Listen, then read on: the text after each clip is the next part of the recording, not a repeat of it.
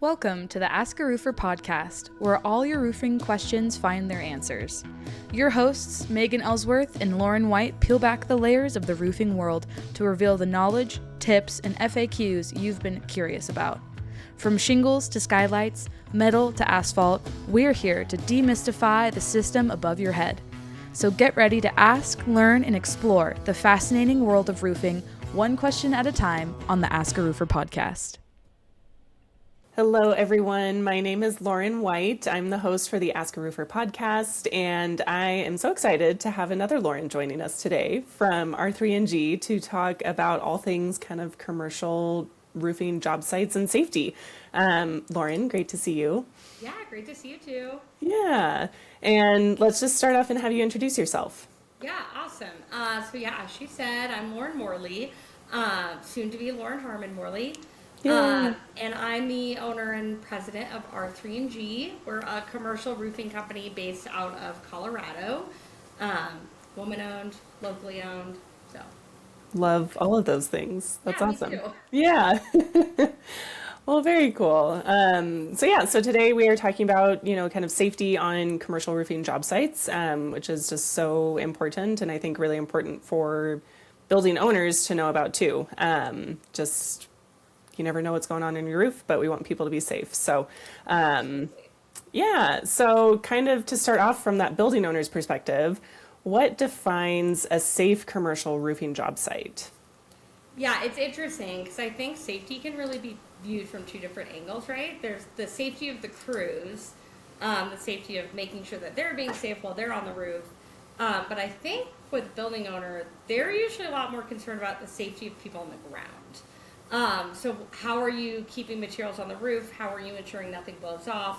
How are you ensuring that, nothing falls over the side of the roof? And what kind of precautions are you taking to keep those people down below the roof safe while the project's going on?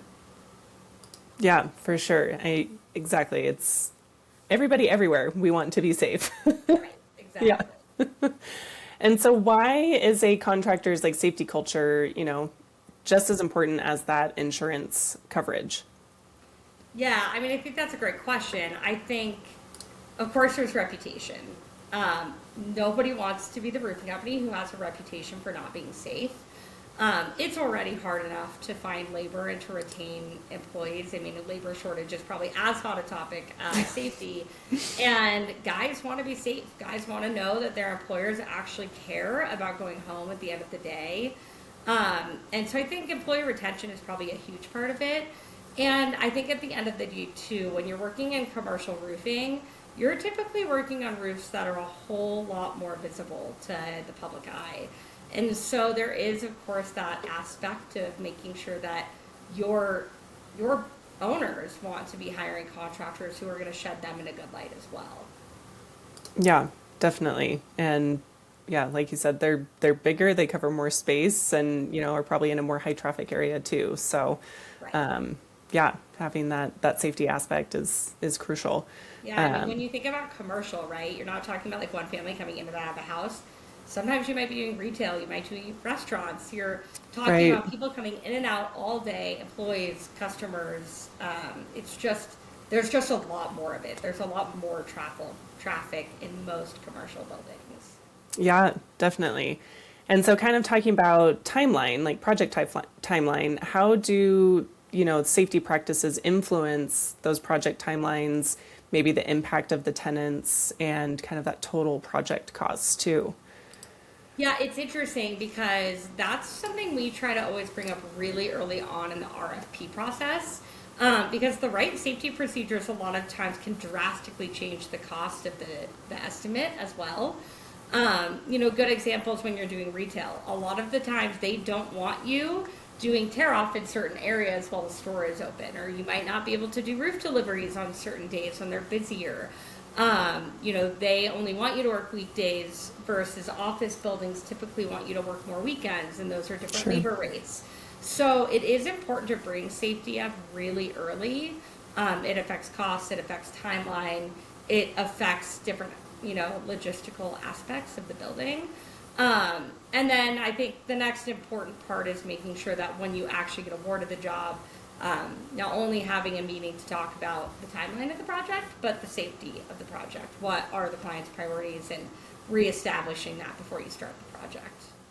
Yeah, definitely. And, maybe part of that conversation is talking about like the certifications or trainings that the crews have. So can you touch on, what are some things that those building owners could expect from crews or the on-site, kind of foreman or leadership? Yeah, absolutely. That's a great question. And I think, and this can be true for any of these questions, a lot of the times the building owners don't know what they don't know, right? They're not roofers, they're not in construction, but they know it once they see it. Yeah. So like for us in particular, we like to have all of our field guys OSHA 30. Most of our office staff is also OSHA 30, and the few who aren't are OSHA 10 certified. And on top of that, we try to do a lot of OSHA refresher classes to ensure that, we're staying on top of safety practices. We ourselves do monthly safety meetings. We actually had it today. So we get our entire staff together, office, field, laborers, service guys. So everybody gets together. We talk about one safety topic. We go through our wins, personal and professional. So it's kind of a team building thing. And then we have different safety protocols when we're actually on site. So we have safety checklists, and on a production job, we'll do a safety meeting every single morning. So it's what starts off our day. So we include all of these things in our proposal packet. So we make sure our owners are aware. We don't wait for them to ask us. We come to them and say, hey, these are the things you should expect from a professional roofer. Yeah, that's nice to have that ahead of time so that they don't have to forget to ask or not know the right question, to your point of what to ask. Yeah, they might forget to ask, or they might not know that that's something they should be expecting out of somebody else, right? So if you're doing those types of safety standards, it helps you stand apart from other competitors. Although hopefully the goal would be everybody's doing that. Right. So. Yes. Yeah. So a tip for anybody else listening, maybe include that in your next project. OSHA. I mean, if any of you are involved with your local roofing associations, almost every local roofing association gives resources to get OSHA certified. Yeah. And can you touch on the difference between OSHA 10 and OSHA 30 that you were just talking about? Yeah, absolutely. So obviously, I think most people know OSHA is kind of our baseline standard of who determines safety for better or for worse in our industry. And they have two different certifications. 10 refers to 10 hour, 30 refers to 30 hour. So it is quite literally the number of hours of the training. Makes sense. So you do a training, you have to do it with an OSHA certified teacher. So you can't just I can't just go and be like, oh, I taught my guys 10 hours of OSHA trainings. Yeah. It's a certified trainer who then does a test at the end. The OSHA 30 just dives a lot deeper. So, you kind of get like a little bit of everything in the OSHA 10, and you get a lot more in the OSHA 30. And I think what I would say to people is a lot of people will say, oh, we don't need the OSHA 30 because it talks about a lot of things we don't talk about. And they're right. I mean, it'll talk about like how should an electrician be safe climbing up on a power pole and things like that. But at the end of the day, all of our guys are kind of all working in the same realm, right? They're all working in construction. They're all working around other people. And I just don't think it can hurt to ever have too much safety training.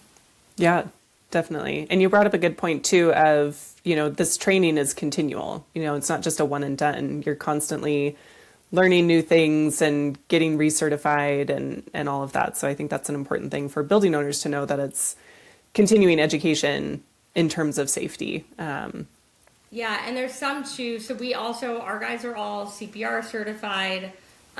They all have different trainings in terms of more medical side of things. And those are actually trainings that you have to renew every 2 years. So every 2 years, we have to send all of our guys to a class. They watch a thing, and then they go in and do a practical test. And so that actually renews every 2 years. The OSHA 30 is technically for life once you get it, but I very highly recommend doing refresher classes. Yeah, definitely, because you never know what might have changed. Yeah. And so we touched on this a little bit, but in terms of that safety planning, how should that be communicated to owners before the project starts? Yeah, absolutely. I mean, it really just depends on who your owner is, right? Some people are going to have very specific procedures that they want you to follow, very specific safety guidelines that they're going to want you to fill out. Job hazard analysis forms are very common, JHAs. God love ChatGPT. He makes that a lot easier nowadays.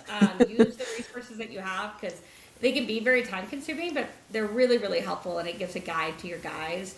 But typically what I would say is the first step should be the conversation with the owner. How much information do you want? Because sometimes they don't want to be bombarded with a JHA form every single day. And sometimes that's what they want. So ask them. Ask them what they want. You should be expecting your crews to document a safety meeting every single morning, a job end check every morning, making sure that your requirements are very clear of what they need to report, how they need to report it, and who they need to report it to if incidents do happen on site. That should all be very clear in a job book beforehand and presented to the client.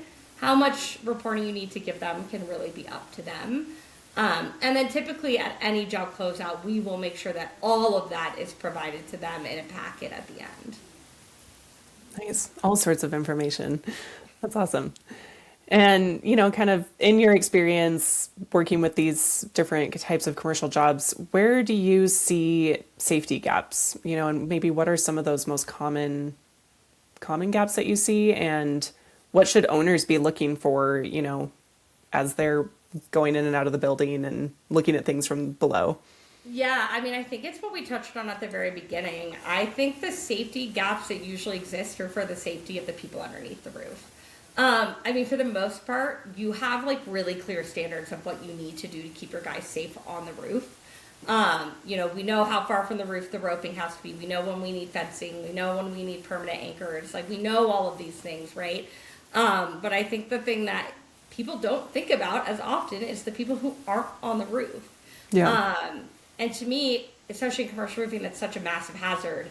The little antidote I'll give is, I won't say when or where, but I was recently on vacation and we were having lunch on a patio, and I kind of noticed a scissor lift off to the side, and I was like, oh, that's really interesting. I wonder what they're doing, because that's what I do. Right. And I realized that they were coating the roof, that they had guys up on the roof coating this kind of mini steep slope roof. And about halfway through our lunch, a coat, we heard this rattling, and an empty Coke can flew off the side of the roof and almost hit somebody on the patio. No. And I think it was such a perfect example of nobody meant to do it. I doubt anybody threw a Coke can off the roof, but quite frankly, that restaurant probably shouldn't have had people eating on a patio during a roofing project, because you just never know what'll happen. Those guys are focused on keeping themselves safe, and they can only do so much to keep the people below the roof safe. So that's kind of a little tangent, but that's what's important, right? If you're working with a restaurant, hey, when do you have the patio open? Are there times you're less busy that we could keep it closed? If you're an office building, when are the busiest times people come in and out? Are there days, do you work remote on Fridays? Are those the days we can work over the entrances? I think those questions don't get asked enough, and I think they're really important.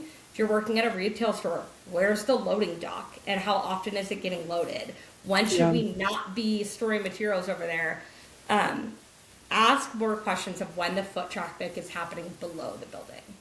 Yeah, definitely. That's a great point. And it actually brings us into our next question, which we've kind of touched on throughout this conversation. But in terms of that safety planning, how does that change for occupied buildings versus vacant properties? Or like you were saying, maybe you work on the weekends versus during the week. Is there anything else you want to add for that? Yeah, obviously vacant properties are super. Doesn't happen very often. Yeah.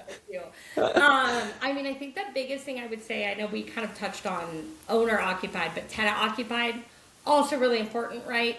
Don't wait to ask for the tenant's contact info until all of a sudden something happens on the roof and you need to get a hold of them. I can't tell you how many times we've done something and then a car ends up being in the way, or a door ends up being locked, and we're like, hey, can we get there? And they're like, oh, we have tenants in the building. And we're like, okay, that would have been really good to know. Yeah. So we've done it too, but ask ahead of time if it's tenant, get their contact information, ask for, car details, talk to the tenant beforehand too. Cause they pose a whole set of new problems sometimes. So the more communication you have, the better. Yeah, and what I'm hearing. You're over communicating, and then you don't find out until you start tearing off a roof, and people come out and they're like, "What are you doing? It's so loud. We have meetings in here." And you're like, "Did nobody send you the 15 emails that we've been sending about what to expect?" And sometimes they're not even getting the communication. Yeah. Yeah. That's another point. Make sure you forward those emails to all the important people. Yeah, if you're a building owner, if you have tenants in your building, let your roofer know. It makes a difference. Yeah, no kidding. And so, kind of starting to wrap up, how does a strong safety program reduce the risk for owners, even after the project is finished? Yeah, that's a great question. I mean, I think the number one reduced risk would be the fact that you're reducing your own liability of risk of not risking somebody getting hurt down below, right? That's a risk and a liability on the owner as much as it is on the roofer. I think that would be a huge one. I think, again, that visibility portion of it might fall on the roofer, but it's not going to look great on a public client if they have some sort of safety accident happen on their roof. So making sure that you're hiring a reliable roofer who has an NRCA certification, who is OSHA certified, who knows what they're doing, because if an accident happens on a roof, they're going to look at you both. And if it's found that you went with the low contractor who clearly didn't have the right certifications, like it's not going to look good on anybody. Yeah. So doing your due diligence to making sure that your contractor is qualified would be my thing. And also, most of those people have better mod ratings. So, theoretically, you should be able to get better deals with people who have lesser insurance policies. Right. Yeah, that's one of the things that we stress at AskARoofer is just do your research, get multiple quotes, do your due diligence, make sure that they have the insurance, they're certified, and all the things that you just touched on. And one I like to tell owners, a quick tip is that local roofing association thing. Some people, you don't want to read a business certificate. You don't want to read our certs of insurance. They do that. So I don't know how they all work, but I know for the Colorado Roofing Association, we have to prove that we've been in business for 2 years. We have to have a certain insurance policy. We have to show what our safety procedures are. So if we have our CRA certificate, we've already proven to you we have all of that. So you don't necessarily need to ask for 9 different documents. Just say, hey, are you NRCA or local, association certified? Because then somebody else has already done that research. Right. So find out what your local associations are or use the NRCA. And that's a really quick way to weed out the roofers who don't know what they're doing.